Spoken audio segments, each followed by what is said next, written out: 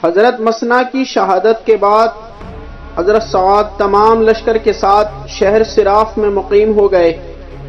اسی دوران فاروق اعظم نے ایک حکم ان کے پاس بھیجا کہ آپ قادسیہ کی جانب آگے بڑھو اور وہاں پہنچ کر اپنے مورچے لگا لو۔ حضرت سعد اس حکم کے ملتے ہی صراف سے قادسیہ کی جانب لشکر لے کر روانہ ہو گئے۔ قادسیہ پہنچ کر ایرانی لشکر کے انتظار میں انہوں نے پڑاؤ ڈال دیا۔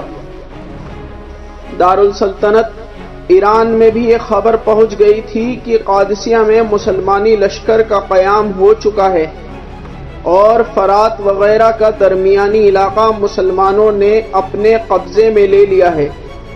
دربار ایران میں رستم بہت ذہین اور تجربے کار شخص موجود تھا۔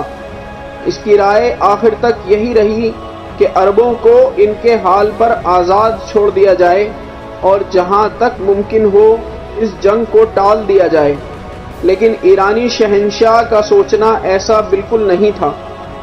اس نے رستم کو طلب کیا اور ایک عظیم فوج کو لے کر رستم کو خود مسلمانوں کے ساتھ مقابلے کے لیے آمادہ کیا۔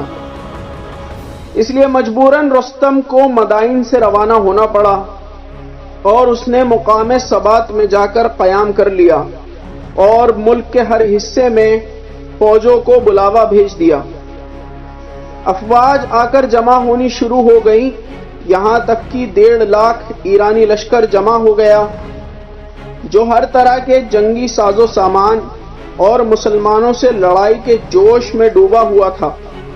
حضرت سعد نے ایرانی جنگی تیاریوں کا حال دیکھا اور اس حال کو امیر المؤمنین حضرت عمر رضی اللہ تعالی عنہ کو لکھ بھیجا۔ امیر المومنین نے جواب میں ان کو کہا کہ آپ ایرانیوں کی بڑی فوج سے گھبرائیں نہیں، بلکہ آپ اپنے رب ہی پر بھروسہ کریں اور اسی سے ہی مدد طلب کریں۔ اور ساتھ میں انہوں نے یہ حکم بھی دیا کہ جنگ سے پہلے کچھ آدمیوں کو دربار ایران میں اسلام کی دعوت لے کر بھیج دیا جائے، اور اگر شہنشاہ دعوت قبول نہ کرے تو اس انکار کا بوال بھی اس پر ہی پڑے گا۔ لہذا حضرت سعد نے ایک وفد مقرر کیا اور اسلامی دعوت نامے کے ساتھ اسے دربار ایران روانہ کر دیا۔ اس وفد نے جا کر دربار ایران میں شہنشاہ کے سامنے اسلام کی دعوت پیش کی اور کہا، یا تو مسلمان ہو کر اللہ کی سلامتی میں آ جاؤ یا ہمیں جزیہ دینے کے لیے تیار ہو جاؤ، ورنہ ہمارے درمیان تلوار فیصلہ کرے گی۔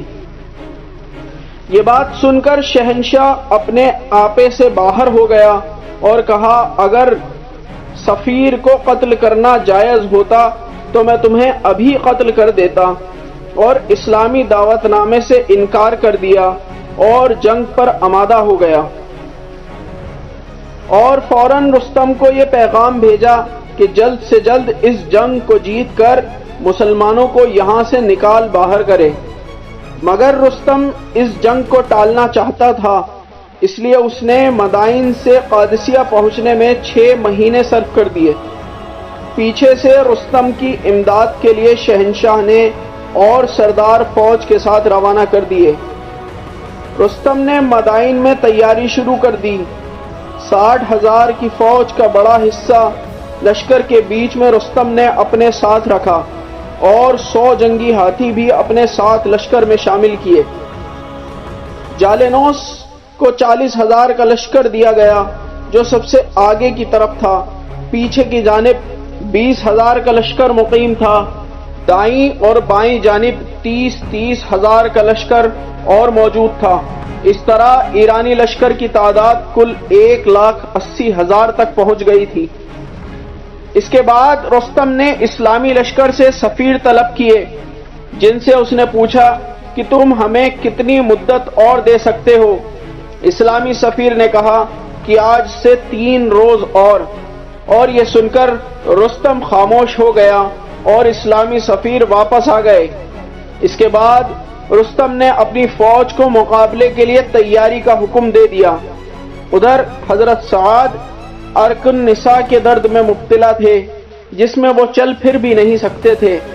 اس وجہ سے انہوں نے میدان جنگ کا سردار خالد بن عرفات کو بنا دیا، لیکن لڑائی کے میدان کے نقشے اور میدان کی فیر بدل کو انہوں نے اپنے ہی ہاتھ میں رکھا، یعنی برابر خالد بن عرفات کو ہدایات روانہ کرتے رہے۔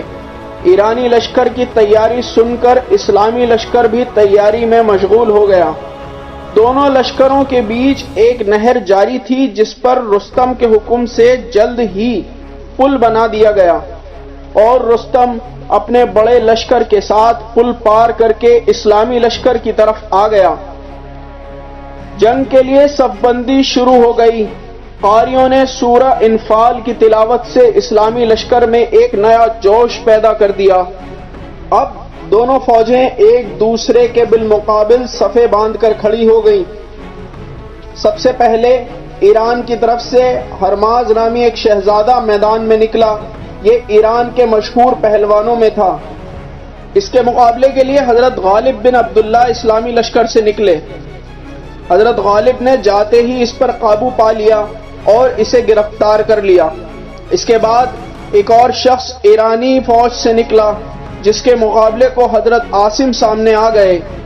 حضرت عاصم نے بھی اس کو معزول کر کے گرفتار کر لیا۔ مسلمانوں کی یہ بہادری دیکھ کر ایرانی لشکر کا ایک اور بہادر سردار نکلا۔ اس کے مقابلے پر اسے بھی قیدی بنا لیا گیا۔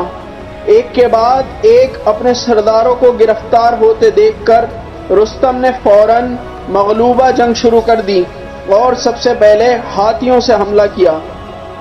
اس بڑے لشکر کا مقابلہ مسلمانوں نے کیسے کیا اور ان ہاتھیوں کو کیسے دھول چٹائی، اور اس جنگ میں کس کس کی شہادت ہوئی اور کون اس عظیم جنگ کا فاتح ہوا، آئندہ ہفتے میں اس سے آگے کا واقعہ بیان کیا جائے گا انشاءاللہ۔ لا الہ الا اللہ محمد رسول اللہ علیہ صلاة اللہ وآلہ والاحبہ